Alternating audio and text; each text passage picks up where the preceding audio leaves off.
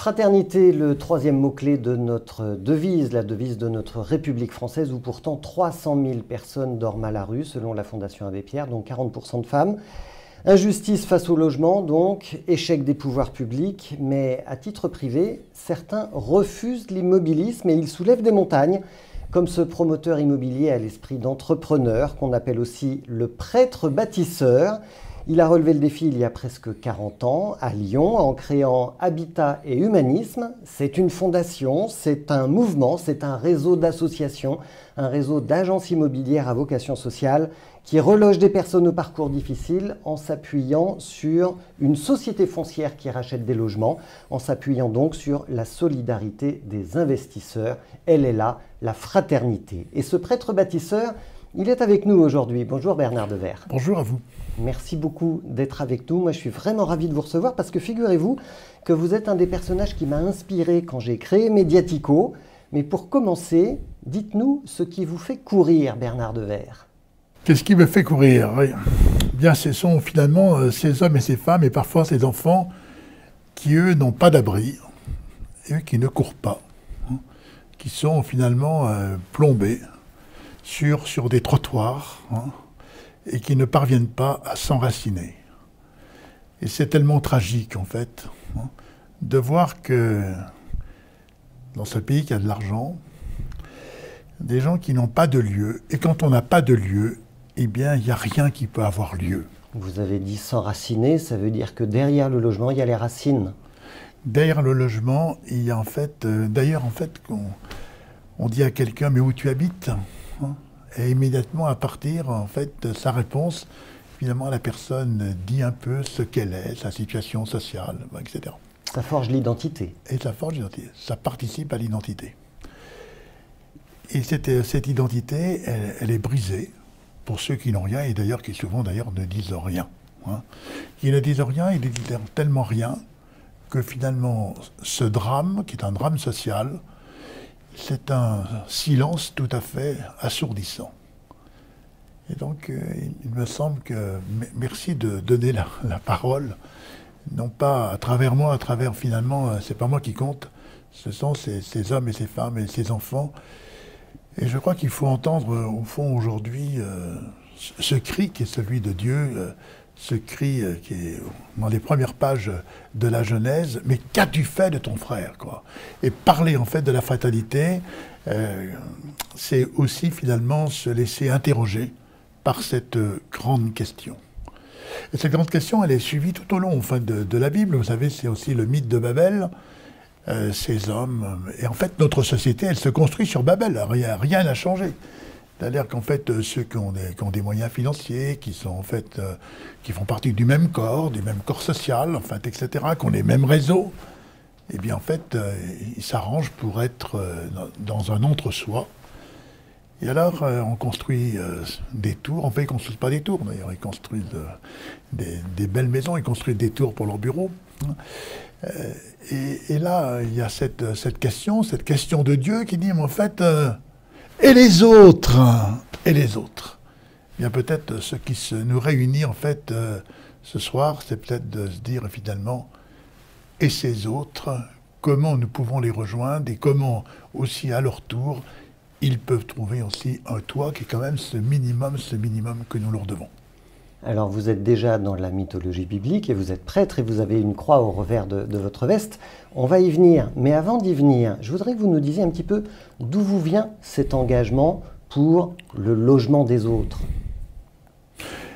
Bien, cet engagement des autres, pour les autres, avec les autres, avec les autres aussi, parce qu'en fait, il ne s'agit pas de construire simplement pour, c'est aussi comment les associer à cet acte de construction. Et je voudrais dire d'emblée d'ailleurs que pour moi, l'acte de construction, c'est un acte de soin. Prendre soin de l'autre, de celui qui est blessé, de celui que la vie fracture. Blessure, fracture, ça appelle des soins. Et un de ces soins, c'est précisément l'acte de construire. Alors comment... moi, j'avais créé ma société de promotion immobilière. Et avant même l'entrée dans votre vie active, vous avez grandi où? C'était quoi votre univers familial à vous? Moi, c'est un univers en fait familial un peu classique, classe moyenne. avec des parents qui ont eu aussi des difficultés, en fait, des parcours un peu plus compliqués. Et donc, à un moment, on a habité un quartier, c'était la loi de 48, donc finalement c'était un bon quartier, mais on voyait bien qu'en... À Lyon? À Lyon, mais on ne faisait pas partie en fait de la bourgeoisie. Moi, j'en éprouve aucune amertume, hein, si je n'ai pas là. Mais en tout cas, j'ai senti combien en fait aussi, alors là, c'était pas le logement, mais en fait, appartenir à une certaine classe sociale, eh bien ça donnait au cœur de cette classe sociale en fait des relations particulières. Ça ouvre des portes, tout ça enferme. Ça ouvre des portes, ou ça enferme. Et donc, d'une certaine façon, elle nous était un peu fermée. Bon, mais ça m'a conduit surtout en fait à un moment de voir ma mère, par exemple, compter les pièces de monnaie pour pouvoir en fait acheter le pain en fin de mois. À jamais, naturellement, j'ai gardé en fait ce moment-là, ce souvenir. Hein. On était après la guerre, après la Deuxième Guerre mondiale, une dizaine d'années après probablement. Oui, c'est ça. Et donc, moi j'ai voulu réussir, hein, gagner de l'argent en fait. Hein. Voilà. Alors avant de devenir prêtre, prêtre, votre entrée dans la vie active, c'est en tant que promoteur immobilier. Et c'était comme ça promoteur. Ça a duré 11 ans. Ça a duré un peu plus d'11 ans. Et donc, et au cours dans cette activité, il m'a été donné en fait de m'occuper d'une opération en fait qui connaissait un arrêté de péril, donc les gens qui habitaient étaient vraiment en situation de très très grande difficulté, de fragilité sociale. Et de danger physique. L'immeuble oui, pas vraiment danger, il était très vétuste quoi en fait. Non, il n'était pas en danger, mais il était extrêmement vétuste. Et c'était en fait des personnes qui sont plutôt issues du quart-monde.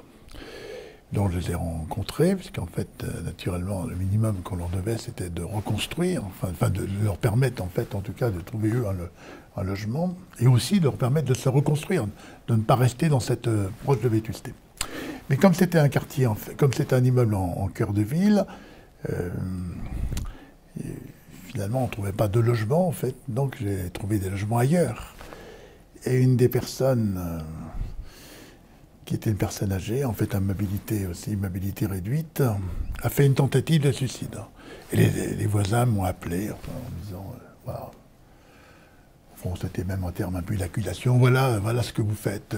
C'est de votre faute. Ah oui, d'ailleurs, en fait, d'une certaine façon. C'est ce qu'il disait, en tout cas. Oui, en tout cas. Et puis, c'était, d'une certaine façon, ça pouvait aussi être considéré comme étant de ma faute. C'est de votre faute parce que vous êtes promoteur immobilier. Oui, parce qu'on est promoteur, parce qu'en fait... La seule chose qui vous intéresse, c'est l'argent. Alors, c'était pas tout à fait ça, parce qu'en fait, déjà, dans ma société de promotion, qui s'appelait Innovation et Construction, et donc, moi, j'avais aucune formation technique pour faire de l'innovation. Enfin, j'en ai toujours pas, d'ailleurs. Donc, l'innovation, elle était une innovation sociale et un peu juridique, en fait, effectivement. Donc, c'était à partir de ma formation. Et donc, quand même, je veillais déjà, en fait, à travailler pour qu'il y ait aussi une certaine diversité sociale, une certaine mixité sociale. Mais l'activité que j'avais était quand même une activité qui était... par rapport aux capitaux qui étaient investis, etc., je devais rendre des comptes, c'était pas mon argent, c'était en fait, je n'en avais pas d'ailleurs en fait, hein. Donc c'était de l'argent qui était investi, et donc je devais rendre compte par rapport à ce capital, sortir des dividendes, enfin, etc. Et donc cette personne, donc je me rends à l'hôpital, et au bout d'un moment, les médecins viennent me chercher en me disant oui, la personne accepte de vous recevoir. Et donc je rentre dans cette chambre et je lui dis, madame, vous saviez bien que j'allais vous proposer un logement. Elle me dit, je lui avais d'ailleurs décliné ce logement, enfin, etc. Elle me dit, mais je sais très bien que vous alliez effectivement m'offrir un logement, mais voyez-vous, il y a une chose que vous ne vouliez pas voir, que vous ne vouliez peut-être pas entendre, c'était que moi qui suis seul, j'ai perdu mon mari, j'ai pas d'enfant, j'ai pas d'argent, et j'ai quelques amis encore dans ce quartier, donc je suis âgé. Et finalement, qu'est-ce qui fait de l'intérêt de la vie? C'est la relation. Finalement, cette femme, elle était une vraie philosophe, hein, c'est les mots de Bachelard. Là où il n'y a pas de relation, il n'y a pas de vie, quoi. Hein. Et alors, elle a ces mots terribles, elle me dit, ah mais vous, avec votre argent, vous pouvez déplacer les gens, Ça a été pour moi, en fait, une sorte de coup de poignard, quoi. J'ai été à l'hôpital, et donc en sortant de l'hôpital, je me suis dit, en fait, c'est vraiment cette femme qui a raison. Vous êtes allé à l'hôpital? Non, mais elle était à l'hôpital. Pour aller la voir? Pour aller la voir, et donc je sors de l'hôpital, et je me dis, en fait, c'est elle qui a raison. Donc d'une certaine façon aussi, c'était un lieu de soins, quoi, en fait, aussi sur un plan... Pour vous-même aussi? Pour moi-même, sur un plan spirituel. Donc, vous avez vu, vous avez connu le pouvoir de l'argent. Qu'est-ce que vous en avez appris? L'argent permet de faciliter les choses, hein, d'une certaine façon facilite la vie, mais en fait isole. Et d'une certaine façon met en distance aussi, en fait, des personnes. Entre celui qui a un peu d'argent, mais moi j'avais pas tant d'argent que ça, là, mais naturellement par rapport à elle, j'en avais beaucoup, bien évidemment. Donc ce coup de poignard, c'est une prise de conscience? Ce coup de poignard, c'est une prise de conscience, et je me dis, en fait, l'activité économique, et si je la dirigeais autrement, hein. Et donc à partir de ce moment-là, en fait, je vais créer Habitat et Humanisme, mais en gardant l'intuition, en disant, en fait, comment l'argent, non pas, en fait, se mettre à distance, parce qu'avec une grande cuillère, parce que l'argent serait le diable. En fait, comment dédiaboliser finalement cet argent et faire en sorte qu'il permette des opérations à partir desquelles des personnes en situation de grande fragilité trouveraient leur place. Alors, on va venir à Habitat Humanisme, mais juste avant ça, dans le même temps, dans la même période, vous suivez des études de théologie. Et vous allez être ordonné prêtre à quasiment l'âge de 40 ans par l'archevêque de Lyon. Qu'est-ce qui vous a poussé à cette conversion? Non, mais alors, moi, je ne suis pas une vocation tardive. J'ai répondu tardivement, autre chose, hein, effectivement. Vous avez été touché par la grâce jeune? Oui, je ne sais pas si j'ai été touché par la grâce, mais en tout cas, en fait, j'ai été très, très marqué par une approche de la réconciliation, quoi. Parce que mon père avait fait les camps de concentration, enfin, etc., et qu'il avait beaucoup, en fait, réfléchi sur cette question-là, en fait, au fond, ce mal, quoi, et comment, en fait, de ne pas rentrer dans des spirales du mal, et que le sujet, c'était finalement par rapport, en fait, à cette question du mal, non pas rester, en fait, en situation de distance, et en fait, mais de se dire comment, au cœur de ce qui fait mal, et de ces hommes et de ces femmes aussi qui ont mal, mais qui ont aussi d'autres qui, en fait, finalement, en fait, se rendent pas compte toujours du mal qu'ils font, encore que les nazis, ils savaient bien, en fait, hein. Malheureusement, c'est... Et donc, mon père en a souffert, il avait été déporté, en fait, et puis dans une usine de fabrication, en fait, des fameux V2, il a fait du sabotage, et un jour, il a été coincé, donc il est parti, en fait, dans les camps de concentration. Et donc, nous, à ses enfants, il nous a invités, en fait, à être des hommes de réconciliation, en fait. Donc il en est revenu des camps de concentration? Oui, il en est revenu. Mais moi, je suis né après la guerre, en fait, etc. Et de dire comment, d'avoir, en fait, l'audace, le courage, en fait, de regarder le mal en face, hein, et de ne pas pactiser avec le mal, mais dans le même temps aussi, de voir aussi que combien d'hommes et de femmes étaient, en fait, victimes de ce mal, hein, et comment, en fait, là, il y avait une invitation, en fait, à susciter, non pas seulement des condamnations, hein. Le mal doit être condamné, mais pas simplement, en fait, pour condamner. Il s'agit aussi de proposer d'autres perspectives, proposer d'autres voies. Et donc, d'une certaine façon, ça m'a profondément marqué, ça, non? Et donc, tout le travail, en fait, d'Habitat Humanisme, c'est pas simplement de dénoncer, mais c'est dénoncer des propositions nouvelles, des propositions concrètes. Voilà. Et de construire. Et de construire. Hein, c'est en 1985 que vous créez Habitat Humanisme, comme le ferait aujourd'hui ce qu'on appelle un entrepreneur social, en essayant de relier l'économique et le social. Alors comment ça fonctionne Habitat Humanisme? Racontez-nous. Comment ça fonctionne Habitat Humanisme? Ça fonctionne en fait avec deux intuitions qui sont claires. D'abord, ça fonctionne avec une vraie approche de la fraternité. Et la fraternité, ça conduit en fait à ne pas se mettre à l'abri. La fraternité, ça consiste à prendre des risques. Qu'est-ce que ça veut dire d'être fraternel? si précisément celui qui n'a rien, finalement, ne s'approche pas de celui qui est en difficulté. Et comment aussi, à travers, en fait, de cet engagement, d'avancer dans cette fraternité, c'est parce qu'on avance dans la fraternité, hein. On n'est pas fraternel comme ça. En fait, au fond, ce sont les expériences de vie, c'est les relations avec les autres qui nous construisent aussi dans cette fraternité. Qu'Habitat Humanisme, finalement, a trouvé aussi, en fait, des perspectives à partir desquelles nous sommes dit, en fait, pas question que les populations pauvres rejoignent les quartiers pauvres. Et malheureusement, qu'est-ce qu'on entend aujourd'hui? Donc ça veut dire aussi qu'on n'a pas réussi, hein, parce que on est simplement dans une approche, en fait, finalement, de laboratoire. Et donc on est loin de ce qu'il aurait fallu faire. Donc là, c'est mon échec personnel, Vincent. Ou ce sont des réussites ponctuelles qui ne permettent pas de qui ne changent pas la donne. Mais bon, mais le sujet, c'est précisément quand même de changer la donne, parce qu'en fait, il y a quand même trop de souffrance, et en fait, on ne peut pas... C'est comme si tu étais, en fait, dans un hôpital où on disait, finalement, on revient sur la question de l'hôpital, on revient sur la question du soin, qu'un médecin disant, ben non, mais moi, de toute façon, je ne peux pas m'occuper de vous, en fait, voilà, et puis il n'y a personne qui peut s'occuper de vous, donc voilà. Donc on voit bien que là, il y a quelque chose, en fait, qui manque, une certaine dimension. Mais bon, on dit aujourd'hui, en fait, ces quartiers pauvres, on parle d'ailleurs de ces quartiers perdus pour la République.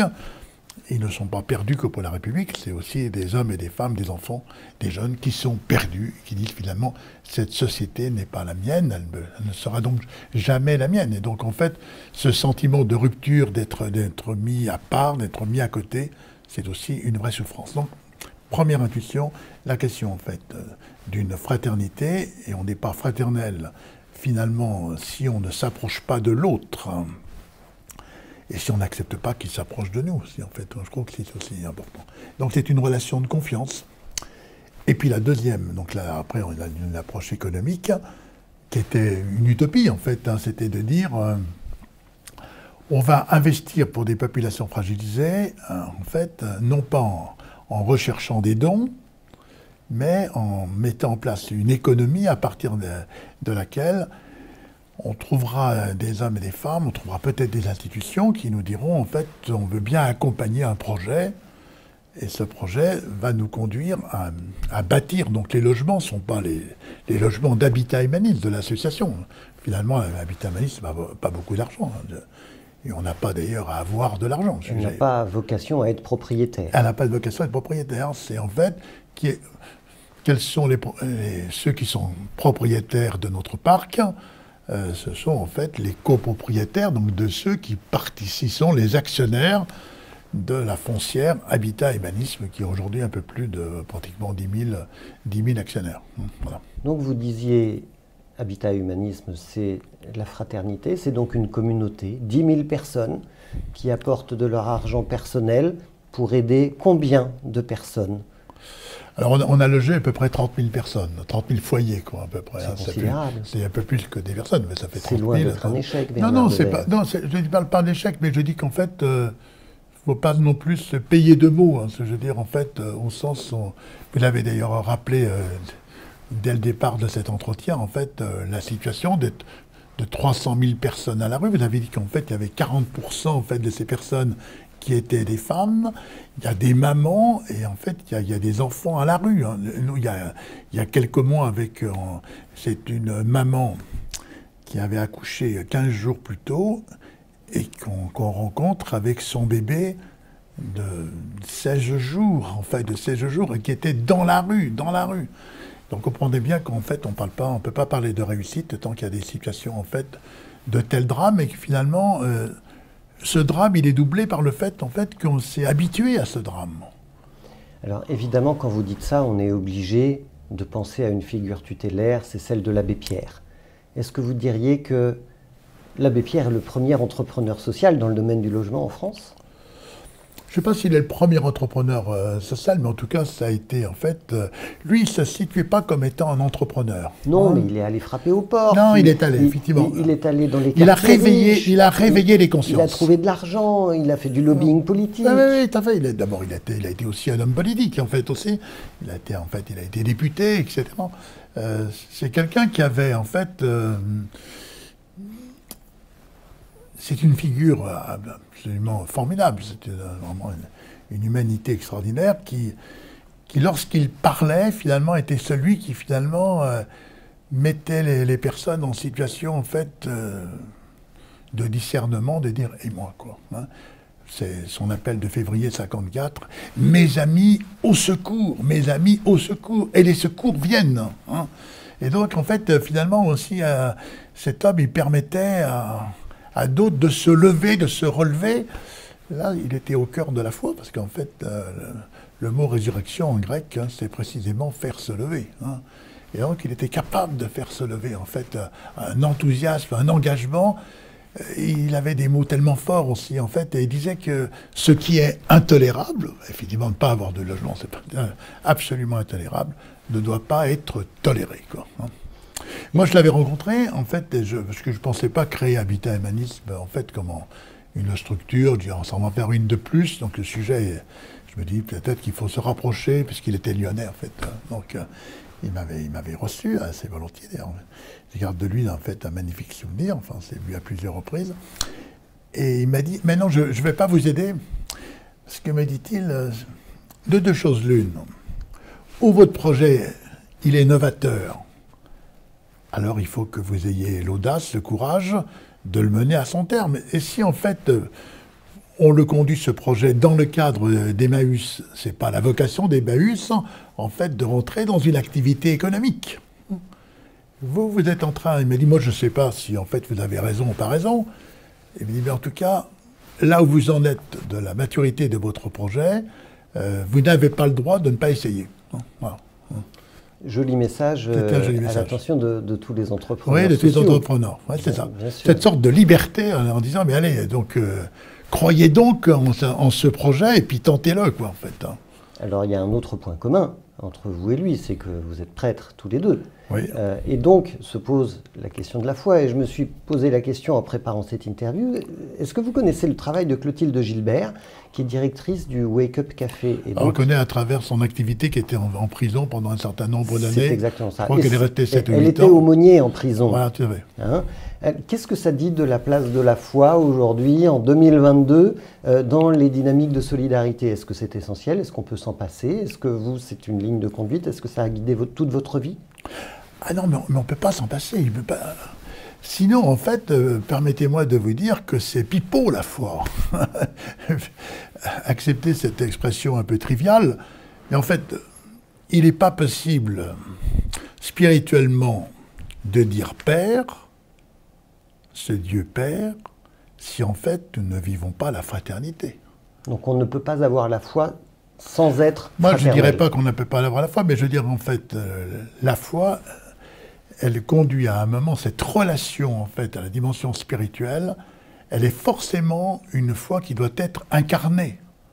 Si c'est pour parler en fait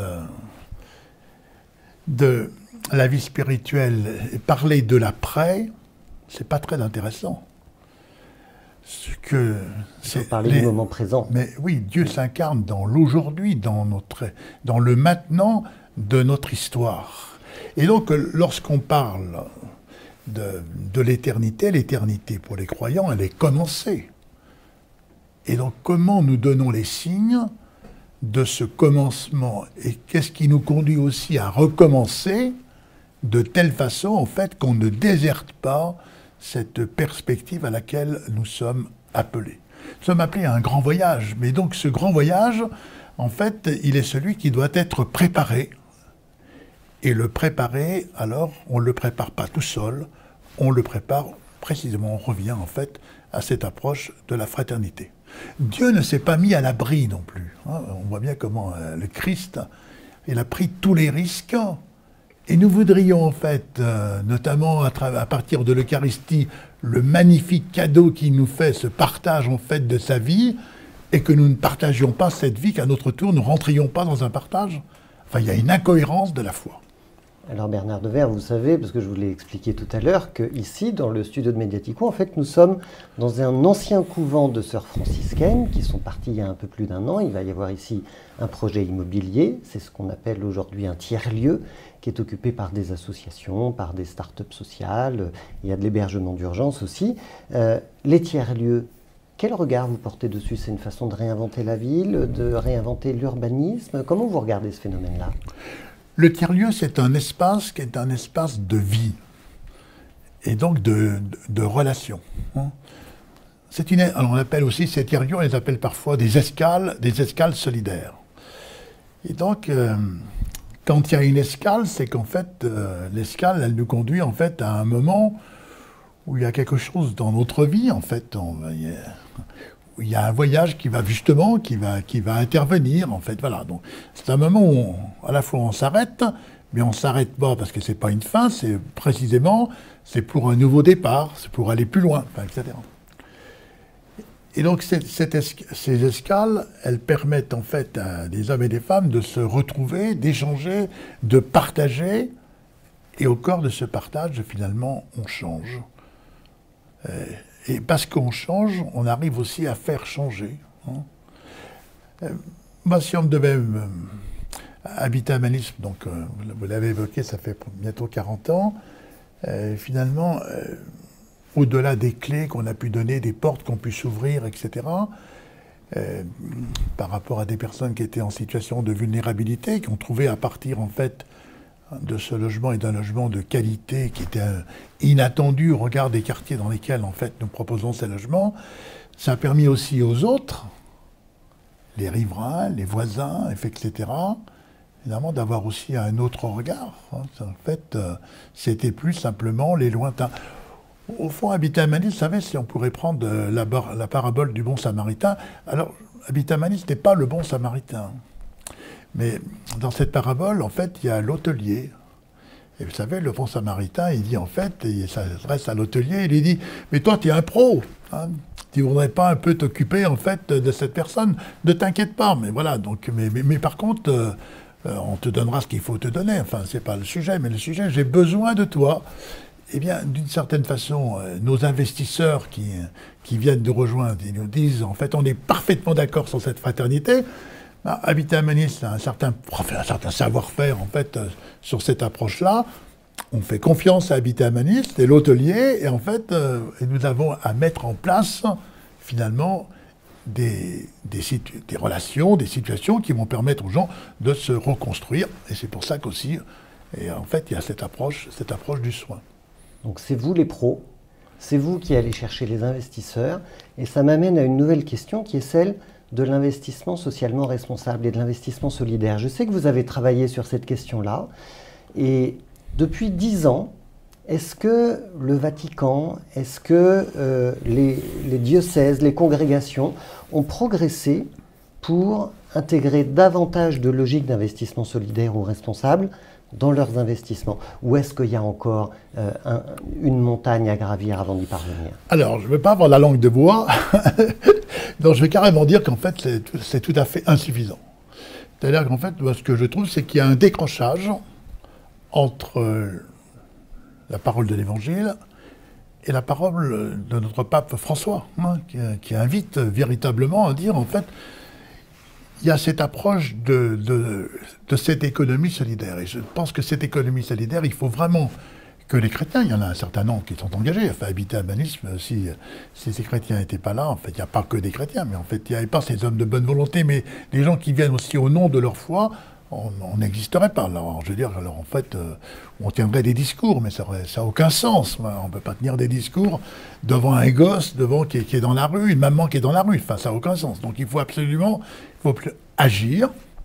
Et je pense qu'en fait, les communautés chrétiennes devraient être davantage sensibilisées par rapport, en fait, à cette forme d'économie. Et chez les chrétiens, il y a les catholiques et les protestants. Est-ce que les protestants ne seraient pas un peu plus avancés? Je pense à OICO Crédit, qui investit plusieurs milliards d'euros, notamment dans la microfinance, dans les pays du Sud. Oui, En fait, nos pays, en fait, la religion catholique, elle est un peu frileuse par rapport, en fait, à la question de l'argent. La question de l'argent, c'est naturellement pas une fin, mais c'est un moyen, et de se dire, finalement, à travers ces moyens financiers, on va donner aussi une autre finalité à cette économie, une économie plus humanisée. Et comment ça se fait que les catholiques sont plus frileux? Il y a eu toute une histoire par rapport, en fait, à cette forme d'économie, et que je pense qu'en fait, c'est Peggy qui dit quand même cela aussi, en fait. Peggy, il a des mots extrêmement forts, hein, non pas sur l'économie, mais en fait, il dit on est trop des hommes et des femmes habitués, pas suffisamment habités, quoi. Enfin, donc, et la foi, notre foi, c'est Dieu s'incarne, quoi. Dieu plonge dans l'histoire des hommes. Et nous, on est en fait, peut-être, si vous me permettez l'image, on est un petit peu au bord. On a peur de plonger. Et si on plonge dans la vie de Dieu, alors naturellement, on ne peut que plonger dans la vie de ceux qui sont en très grande difficulté. Où est Dieu, hein? Alors Bernard Devers, vous êtes aussi, si je ne me trompe pas, depuis le mois de juillet dernier, président du Haut Comité pour le logement des personnes défavorisées. Et il se trouve que la réglementation a un petit peu changé sur un point très particulier, c'est celui des immeubles confisqués par la justice. On peut maintenant, quand la justice confisque un immeuble pour sanctionner quelqu'un qui a mal agi, on peut maintenant mettre ces immeubles à la disposition d'associations. Est-ce que c'est une bonne chose? Est-ce qu'il y a un gros potentiel? Il n'est pas considérable, hein. Mais je trouve qu'en tout cas, sur un plan éthique, je trouve que c'est tout à fait intéressant de prendre à des mafieux, en fait, cet argent, ou qui finalement, enfin, ces biens qui ont été construits, réalisés, en fait, à partir précisément de vols. Et donc, c'est aussi de dire, c'est voler les pauvres, hein, c'est se soustraire à l'impôt, et donc aussi, en fait, c'est empêcher l'État aussi de pouvoir investir. Et donc, je trouve que là, il y a quelque chose qui est juste sur un plan éthique, hein. La réglementation avance. Oui. Non, mais la réglementation avance. Il faut aussi souligner, je veux dire que moi, je ne suis pas dans une situation, en fait, de dire c'est tout noir, c'est pas vrai, d'ailleurs, en fait, pour deux raisons. La première, et vous l'avez d'ailleurs souligné, sur la question de, par exemple, si on revient sur la question de l'économie solidaire, sur la question, en fait, du partage, c'est aussi cette attention que depuis 10-20 ans, en fait, mais surtout 10 ans, notre société a par rapport, en fait, à la question de la fragilité. Et cette attention aux fragiles devient alors un vrai chemin d'humanité. Et on le voit aussi quand même, la ministre du Logement, hein, je veux dire, elle a quand même beaucoup travaillé sur la question, en fait, de l'hébergement, en fait. Ces 200 000 personnes qui ont été, en fait, entre 78 et fin 2020, c'est 330 000 personnes qui ont été, en fait, ont trouvé un toit précaire, peut-être, mais en tout cas, qui ont trouvé un toit et qui ont sorti de la rue. Alors, entre 78 et 2020? Non, 2018, pardon. Pardonnez-moi, effectivement. Et fin 2020, 2021, c'est exactement 350 000 personnes. Donc sur 3 ans. 3 ans. Hein, donc en fait, il y a eu vraiment un effort qui a été fait. Alors c'est vrai qu'il y a eu ces 2 années de la Covid, hein, donc en fait aussi, ça a beaucoup mobilisé aussi, en fait, de la solidarité et des énergies.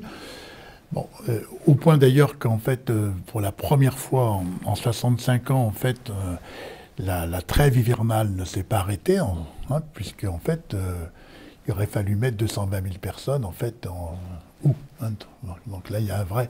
Oui, mais ça c'est vrai tous les ans, Bernard Devers, Covid ou pas Covid.